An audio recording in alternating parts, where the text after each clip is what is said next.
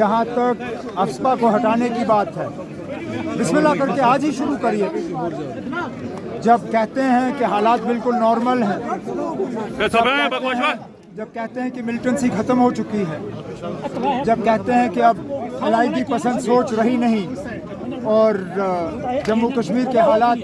इससे ज़्यादा बेहतर कभी थे नहीं, तो इंतज़ार किस चीज़ का? पहले ही कर देना था। मैं तो 2011 से इस दिन का इंतज़ार करता आया हूँ और कोशिशें भी हमने बहुत की अफस्पा हटाने की, लेकिन मुझे डर इस बात का है कि जिस तरह लद्दाख के लोगों को 6 शेड्यूल का झांसा देके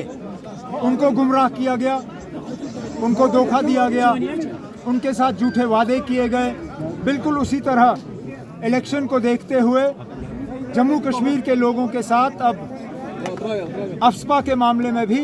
एक झूठा वादा और धोखा देने का जो है सिलसिला किया जा रहा है। सबसे पहले मैं माननीय प्रधानमंत्री जी और माननीय गृह मंत्री जी का स्वागत करता हूं, और ये जो स्टेटमेंट आया अफस्पा हटाने का, मैं एक कश्मीरी होने के नाते इसका स्वागत करता हूं। आज कश्मीर के हालात बदल चुके हैं और जिस तरीके से माननीय प्रधानमंत्री जी ने 2014 के बाद यहाँ विकास के कार्य किए हैं, आज आतंकवाद अंतिम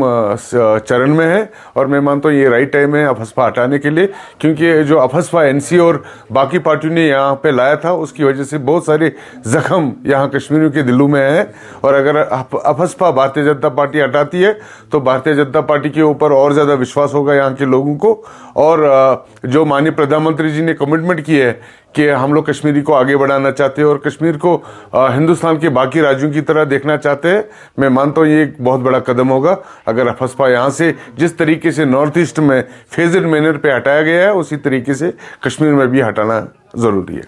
अगर आपको मालूम हो तो हमारा जो फंडामेंटल बयानिया है, जो हमारा पार्टी का मैनिफेस्टो रहा है,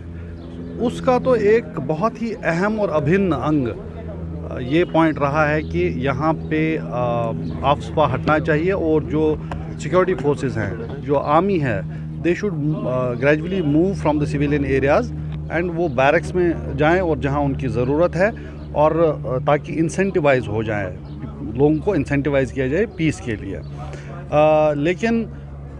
आज इन्होंने ये बात की है, हालांकि हमें ये भी मालूम है कि बीजेपी की लीडरशिप पहले तो वादे करती है, पहले कमिटमेंट करती है, बाद में बोलती है अरे वो तो एक जुमला था। इस केस में हम उम्मीद करते हैं कम से कम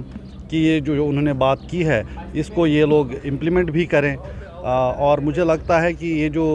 एक प्रेजेंट करने की कोशिश की जा रही है कॉन्फिडेंस बिल्डिंग मेजर, तो हमको लगता है कि ये तो होना ही चाहिए। और इसकी शुरुआत कहीं ना कहीं वाई डोंट दे स्टार्ट कि जो हमारे नौजवान बहुत बड़ी तादाद में जेलों में बंद हैं, चाहे वो जम्मू कश्मीर के जेल हों या बाहर के जेल हों, उनको उनकी रिहाई से क्यों नहीं इस प्रोसेस की शुरुआत की जाती। और जैसा कि मैंने कहा कि जहाँ तक अफस्पा की बात है, जहाँ तक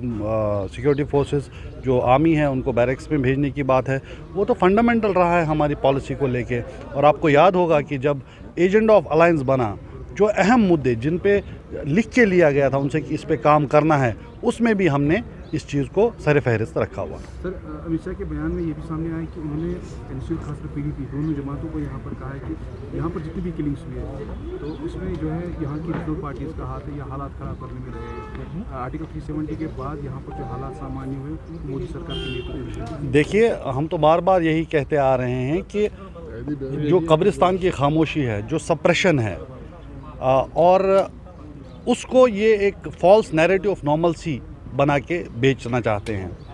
खुसूसन अब जबकि इलेक्शंस हो रहे हैं पूरे मुल्क में। अगर यहाँ इतनी ही जो है हालात इतने अच्छे हैं, तो ये जो कुछ हो रहा है, जो इतने सप्रेशंस हैं, जहाँ आप लोगों को बात नहीं करने दी जा रही है, जहाँ कल ही आपने देखा कि यहाँ सरकारी मुलाजिम और उनके रिश्तेदारों तक के बारे में रिपोर्ट आई हैं कि अब वो भी बात नहीं कर सकते, गवर्नमेंट को क्रिटिसाइज़ नहीं कर सकते।